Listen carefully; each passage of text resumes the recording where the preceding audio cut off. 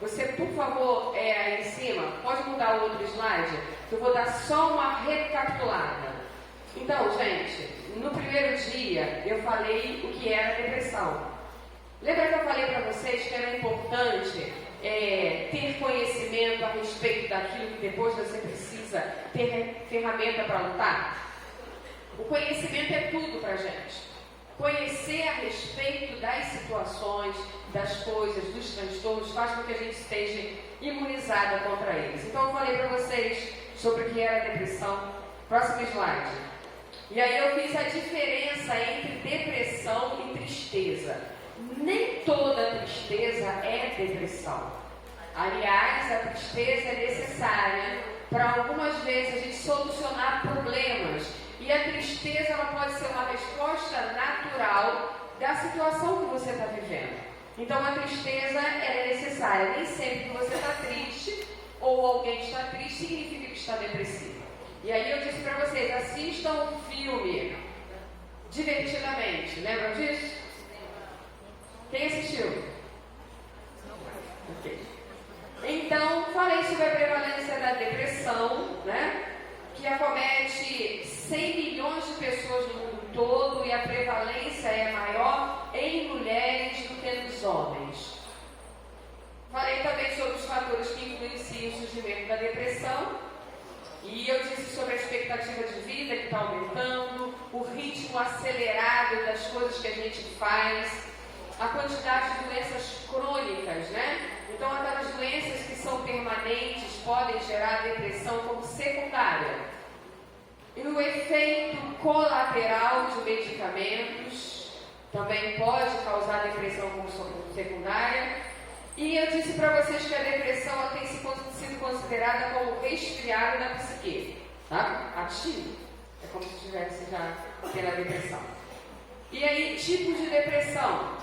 A depressão reativa, ou seja, você passa por uma situação, um acontecimento traumático que pode gerar depressão. Não significa que vai gerar, mas pode gerar depressão. E a depressão crônica ou distimia, que está vinculado com a própria humor da pessoa. Então, pessoas que têm um temperamento melancólico, ela pode ter uma tendência maior a desenvolver depressão. Tá? E aí eu falei também sobre a depressão endógena, que está relacionada com bioquímica do cérebro. E na semana passada eu acrescentei mais uma, que era a depressão sazonal, que está vinculada com o clima. O que seria isso? Então, o clima mais frio pode também facilitar o surgimento de depressão. Então, nós aqui no Brasil temos um clima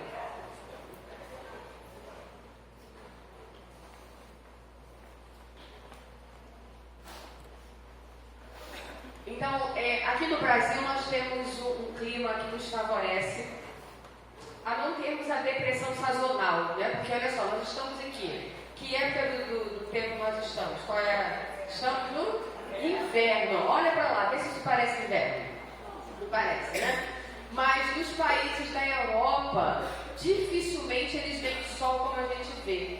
E sol é algo que favorece a melhoria do teu estado de humor, tá? Então pegar sol é bom, ok? Bom, e aí eu não falei, mas em algum momento eu vou acrescentar também para falar sobre outro tipo de depressão que surge na bipolaridade. Eu não vou falar sobre bipolaridade porque não é aqui a questão. Mas a bipolaridade tem um fator de depressão diferente da depressão que a gente falou até aqui agora, que é a depressão maior. A bipolaridade é a variação do humor. Ora a pessoa está com um quadro depressivo e ora ela pula de um estágio para o outro, que seria a mania. Quando a gente fala de mania, a gente não está falando de hábitos não, tá? Quando a gente fala de mania, a gente está falando de euforia. Então, aquela pessoa que fica hiperanimada, do nada, ela começa a fazer planos, ela começa a projetar coisas e muito falante, muito empolgada, do tipo, nada acontecendo e ela está muito para cima. Então, essa pessoa a gente suspeita que pode ser bipolar. Então, a depressão aparece nesse quadro de bipolaridade, mas a gente não vai falar muito a respeito da bipolaridade, ok? E aí eu falei dos neurotransmissores, a gente vai falar mais um pouquinho deles. falei sobre os sintomas de depressão. E depois, pode avançar aí, por favor, meninos. Sintomas de depressão. Avança, pode avançar com vontade. Pode passar sintomas de depressão, pode passar esse. Passa mais. Continua. Os aspectos cognitivos da depressão. Pode passar o próximo. A tríade da depressão, lembra? Isso aqui é importante vocês relembrarem. O cognitivo está relacionado com a forma de pensar. Lembra que a gente falou sobre isso? E aí eu disse para vocês que no pensamento da pessoa depressiva, ela tem um pensamento negativo a respeito dela mesma, o self, a respeito do mundo que seria o ambiente e a respeito do futuro. Ela não consegue perceber que no futuro as coisas podem melhorar. Ela sempre acha que as coisas vão ficar pior. Próximo slide. Os aspectos cognitivos, ainda falando. Próximo. Os pensamentos negativos em relação ao self, falamos também. Eu vou correr um pouquinho, tá? Os pensamentos negativos em relação ao mundo, em relação ao futuro e tratamento da depressão. Pode botar nesse aí. Então, tratar depressão não é algo simples. O tratamento da depressão, naquilo que diz respeito à psicoterapia, a gente começa a trabalhar naquilo que a gente chama de reconstrução do pensamento ou reconstrução cognitiva.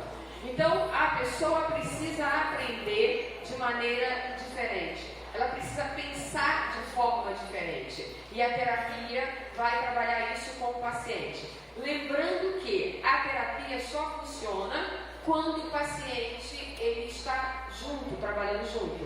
O terapeuta ele não faz milagre, né? O psicólogo ele não faz milagre. E boa parte da terapia só funciona por causa do paciente. Caso o paciente necessite de medicação, ele é acompanhado pelo psiquiatra. Então essas coisas precisam caminhar juntas, tá? Vamos lá, pode passar esse aí, tratamento da depressão que eu falei na semana passada. Lembra que eu falei para vocês sobre o cuidado com a armadilha negativa? Lembra disso?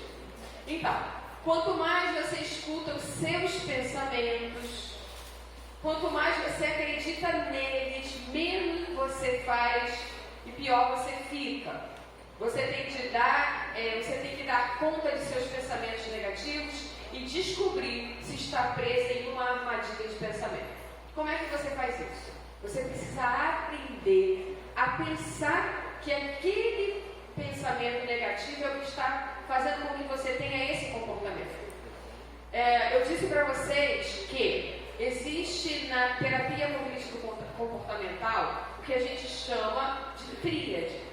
Então, aquilo que eu penso vai influenciar naquilo que eu sinto, que vai influenciar naquilo que eu faço. Então, se o meu pensamento ele é negativo, logo o que eu sinto vai ser negativo e o que eu faço também vai ser negativo. Se eu penso que eu nunca vou sair dessa situação, que algo horrível vai acontecer comigo, como é que eu vou me sentir? Para baixo, triste, angustiada. E qual vai ser o meu comportamento? Eu vou querer ficar o tempo todo dentro do quarto, dentro da minha casa, sem conversar, sozinho, isolado. Então, uma coisa vai alimentando a outra, ok? E é necessário que a gente faça uma quebra. Tem que entrar nesse ciclo, para que haja um ciclo agora não vicioso, mas um ciclo produtivo. Essa é a proposta da terapia. Próximo slide. Bom, aí eu falei para vocês dos óculos negativos.